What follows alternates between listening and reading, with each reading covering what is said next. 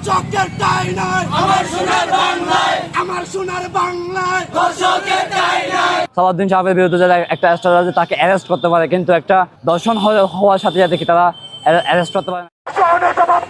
আমার বোন বসে কেন আমার সোনার বাংলায়? কারণ আমরা মেয়েরাকে বাংলাদেশে মেয়ে হয়ে জন্ম নিচ্ছি, এটা কি আমাদের অপরাধ? এর বিচার প্রক্রিয়া করতে করতে করতে করতে দেখবেন প্রায় 10 থেকে 15 বছর লাগবে। কেন প্রশাসনের জবাব দেয়। আমার বোন শরিয়া আইনটা যদি করতে না পারে, বাংলাদেশের এমন আইন করুক যে ধর্ষকদের পক্ষে কোনো আইনজীবী যাতে না দাঁড়ায়।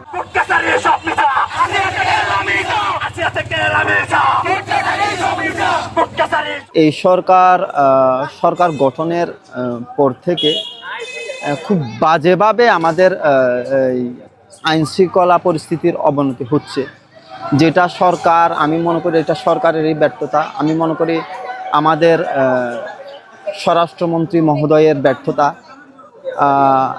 যদি ওনারা ব্যর্থ না হতেন তাহলে প্রতিদিন কোনো না কোনোভাবে আমাদের বাচ্চারা, আমাদের বোনেরা, আমাদের মায়েরা বিভিন্নভাবে ধর্ষণের শিকার হচ্ছে।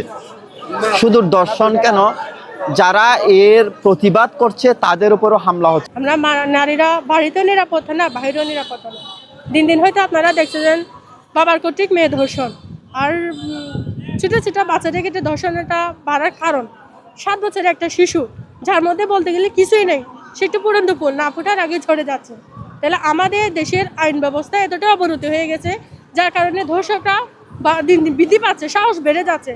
যদি একটা ধর্ষণের মামলা যদি আপনার 3 বছর 3.5 বছর লেগে যায় একটা রায় ঘোষণা করতে, তাহলে তো দর্শকরা ধর্ষণ করবেই। অ্যারেস্ট করতে পারলেও সর্বোচ্চ তারা শাস্তি দিতে পারে না, সর্বোচ্চ বিচারটা করতে পারে না। আমি আমাদের মাননীয় স্বরাষ্ট্রমন্ত্রী সালাউদ্দিন সাহেবের কাছে অনুরোধ করবো, আপনারা এই অন্ততপক্ষে একটা দর্শনের বিচার করেন। আপনারা একটা দর্শনের বিচার যদি জনসম্মুখে এনে যদি বাংলাদেশকে যদি দেখে, বাংলাদেশের মানুষকে যদি দেখে, আপনারা যদি জনসম্মুখে এনে বিচার করতে পারেন, যদি তাকে লিঙ্গ কেটে যদি বিচার করতে পারেন, আপনি ফাঁসি দিতে পারেন, যদি পাথর মেরে বিচার করতে পারেন, তাহলে আমি মনে করবো দর্শনের অন্ততপক্ষে 20% হলে দর্শন কমবে বাংলাদেশ থেকে। আসলে বর্তমান সময়ে যে নারী নিরাপত্তা বলতে একদম অসন্তুষ্ট আমরা। নারীদের নিরাপত্তা একদমই নাই। যে বাসা থেকে ভাই বোনরা বের হবে, আমার নিজেরও বোন আছে, আমার ভাইজি আছে, তারাও কিন্তু 2-3 দিন ধরে বের হচ্ছে না ভয়ে। তাদের নিরাপত্তা দিতে গেলে আমি নিজে এখন অসন্তুষ্ট যে কেমনে তাদেরকে নিরাপত্তা দিই। শুধু কসবা জেলা না, সারা বাংলাদেশে যে সংগঠিত হচ্ছেন দর্শিত হচ্ছে নারী মানুষগুলা। আজকের নারী শুধুমাত্র আমাদের বোন না, আমাদের মা, আমাদের সবার বোন, আমাদের বলতে গেলে আমাদের দেশের একটা সম্পদ। কিন্তু আমাদের বর্তমান সমাজের একটাই কারণ হচ্ছে, দর্শন। এর বিচার প্রক্রিয়া করতে করতে করতে করতে দেখবেন প্রায় 10 থেকে 15 বছর লাগবে তাকে যে কোনো একটা রায় দিতে গিয়ে। যদি ইমিডিয়েট করা যায়, যেমন এই যে কিছুদিন আগে